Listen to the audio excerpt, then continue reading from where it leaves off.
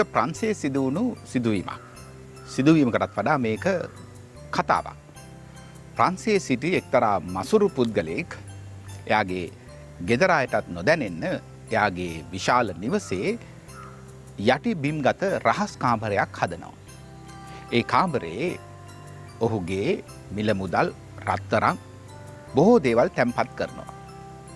නමුත් මේ රහස් කාමරය පිළිබඳව එයාගේ ගෙදර නිවැසියන් පවා දන්නේ නැහැ. මෙහෙම කාලය ගත වෙනවා. දිනක් මේ මසුරු පුද්ගලයා කාටත් නොදැනෙන්න මේ යටිබිම්ගත කාමරයට යනවා. යනකොට ඔහුගේ පය පැටලිලා මේ කාමරයට ඇදම් වැටෙනවා. අර වහන දොරටුව හෝ පියන වැහෙනවා. ඔහුට කරගන්න දෙයක් නැහැ. පඩිපෙළ නගින්නත් බෑ.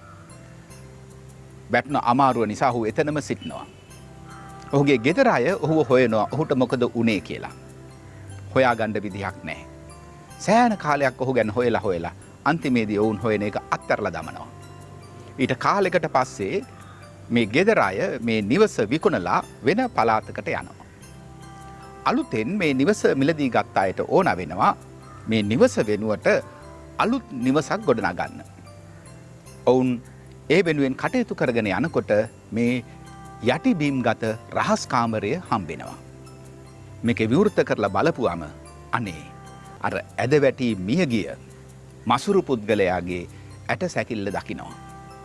ඔහු කුසගින්නට ඒ අසල තිබුණු ඉටිපන්දමක් පවා අනුභව කරලා තිබුණා.